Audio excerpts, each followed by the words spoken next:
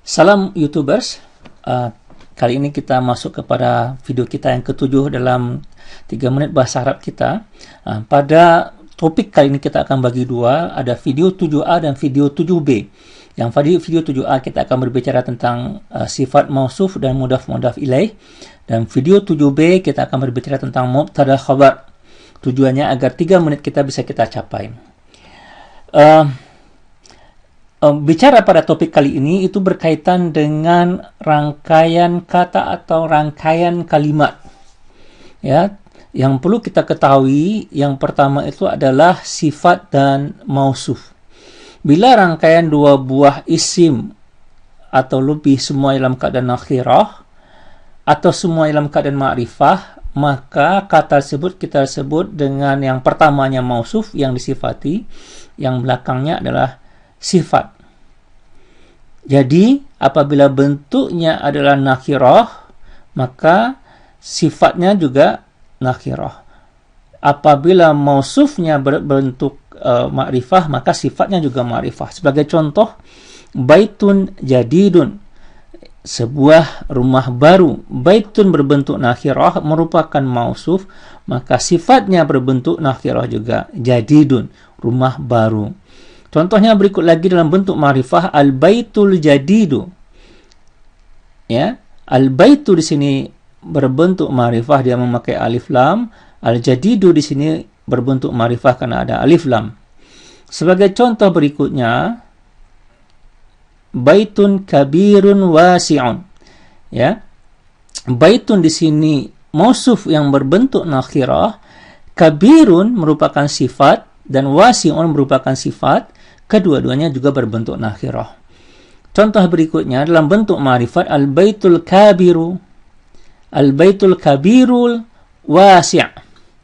Ya, dia memakai alif lam, mausufnya berbentuk ma'rifah, sifatnya juga berbentuk ma'rifah, kedua-duanya memakai alif lam. Berikutnya, rangkaian kata yang harus kita pahami atau yang perlu kita ketahui yaitu mudhaf dan mudhaf ilaih. Jadi ada dua buah isim atau lebih, satu kata di depannya dalam keadaan nakirah, ya, tapi tanpa tanwin, dinamakan mudhaf, sedangkan yang belakangnya adalah ma'rifah, dinamakan mudhaf ilaih. Ini biasanya kita gunakan untuk menyatakan kepemilikan dari satu isim. Sebagai contoh, ya, baitul mudarrisu. Jadi baitu di sini adalah berbentuk nakhirah tapi tidak tanpa tanwin, yang artinya adalah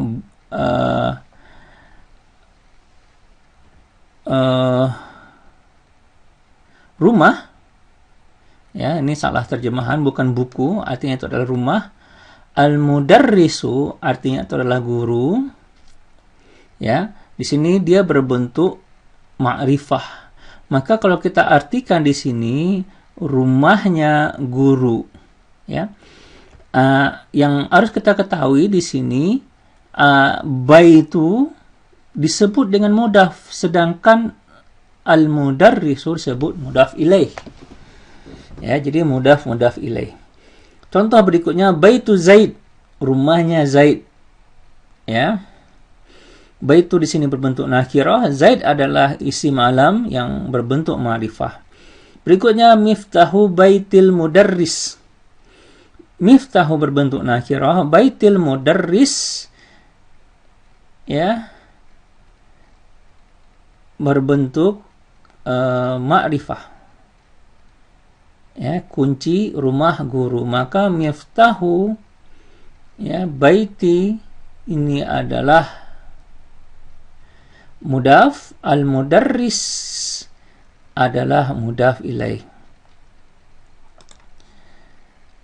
Bila mudhaf berupa isim musanna atau jamak muzakkar, maka huruf nun di akhirnya dihilangkan. Contohnya, muslimal jawi, ya, dua muslim Jawa. Muslimul jawi, ya, orang-orang muslim dari Jawa.